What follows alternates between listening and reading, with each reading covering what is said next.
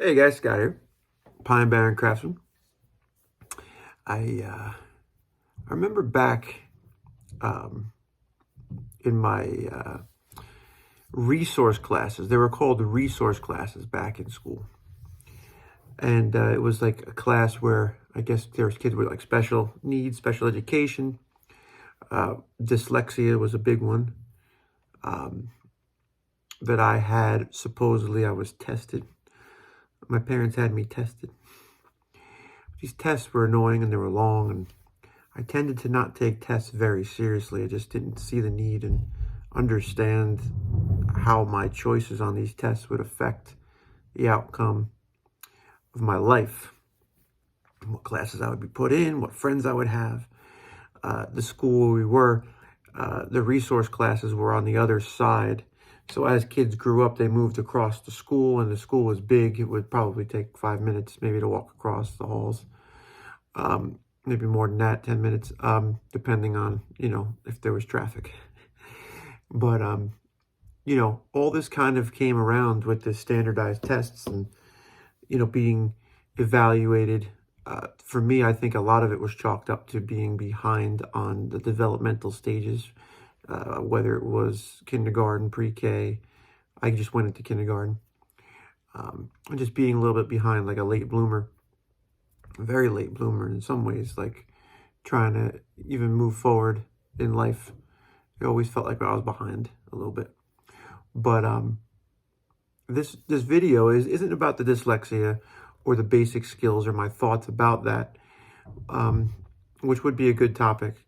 We could touch on that again in a later video.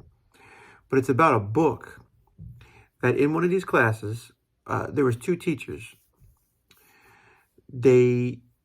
Reading class, English reading literature class.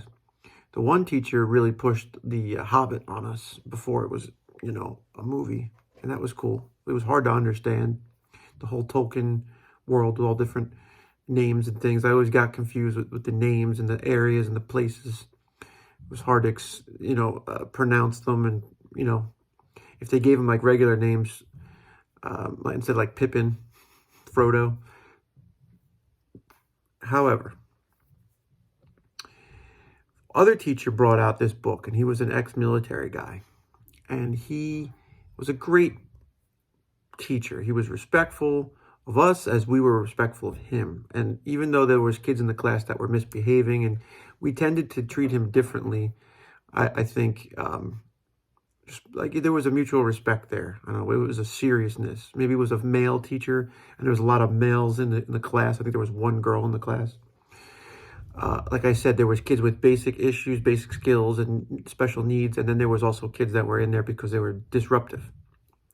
So there were smart kids, maybe way smarter than us, maybe honor roll kids, but they just didn't have the ability to stay focused, and they liked to clown around. So the teacher breaks out this short story. I think it was like 4 pages long. It was called Lather and Nothing Else. The author, I'm not remembering the guy's name. However, I did just refresh my memory on the story because all I can remember was the name and that it was powerful. So if you read this, you'd probably understand where I'm coming from and what it's about. And if not, go take a look at it. But it inspires the deeper thought, typical to what I was saying in the earlier video today. You're on the edge of this revolution, and you're on one side and your enemy's there. And there's this struggle, right and wrong. Be a person that's going to hold his honor for what he's doing as a task and a job, or if he's going to be a hero or be cast aside as a coward, or do the other thing, which would put him into grave danger, and his family. So these are the inner struggles and thoughts that really stimulate our minds. We could just say what we would do in a situation, but it doesn't apply when you're there. There's all these things in this world that happen, and I try to absorb it. How someone takes up, and wants to hurt people in a large way. I don't understand it, but I can understand you know, wanting to help in that situation, whether you're someone that knew the person before they went out to commit violence and you could have helped them, or maybe violence to themselves. Maybe some people are suicidal.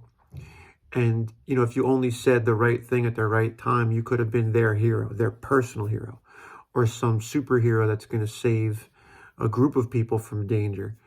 It's really a struggle because, it's not something we do in our daily lives, is go out there and say, I'm going to be this way, put a cape on and go run around.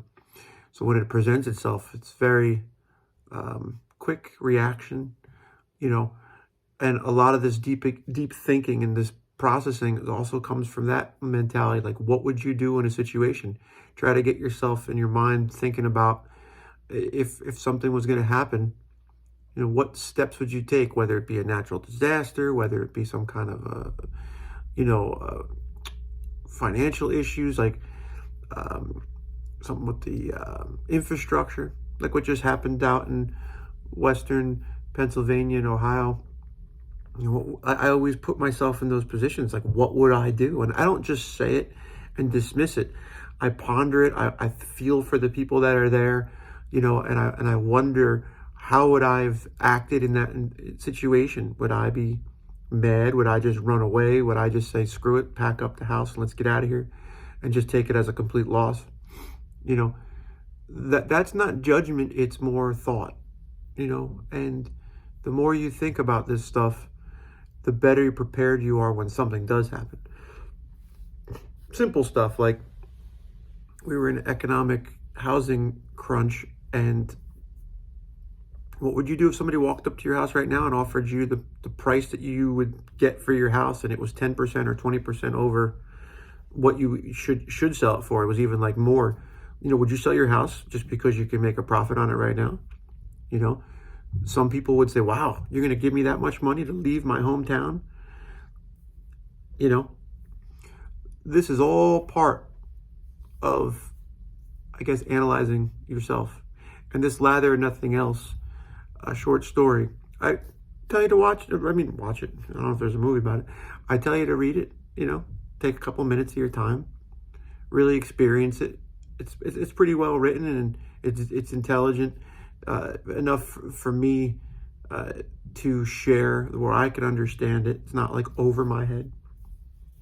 Sometimes you read some stuff and it goes, and that's okay too. You're getting an idea of where you're at. And maybe the stuff that they write sometimes is so vague that it's always going to sound really intelligent, but it could just be a bunch of dribble. Like, there was bands that would write lyrics and it was so vague, I don't know what they were singing about. And I'm like, man, like, this is a great song. And you just try to pick a word out that they said, like, and you're like, wow, who knows what they're singing about? They could be singing about something that you don't even agree with. I want to say the Smashing Pumpkins, their new song, one of their new albums, I think, Swoon. The guy says swoon in there a lot. I'm like, what is he singing about? I searched the lyrics, and I'm like, I am your spy, I am your spy. I'm like, what is he talking about? I read it, and I'm like, I don't know what he's talking about. And if you call him up and say, hey, listen, dude, what is it, Billy Corgan? What are you writing about here, dude? Tell me what's going on. With the shoulder pads, he's got the shoulder pads. Anyway, thanks for watching. Like, share, subscribe. This one is going to be my last video today. I've been a very productive person today with these videos. I don't want to overdo it and just give people a bunch of information. I should be releasing one a day rather than 2 or 3, but maybe I'll hold this one for tomorrow. I'm up to 108 people, so thank you. You guys are subscribing in different countries. There's people I see in India. There's people I see in Russia, South America. I want to thank you all. I appreciate that, because it's a cultural difference that if I'm interesting to you in some way, that's so cool. And it makes me want to know more about you all, and it's a small percentage maybe, but I appreciate it. Thank you. It's a big world, but it's not. We're all on the same planet together, and we're doing the same stuff. We're just trying to have a life, be happy, be fulfilled, right? Have full stomachs. and maybe leave back behind a legacy for our family and people to think about. Thanks.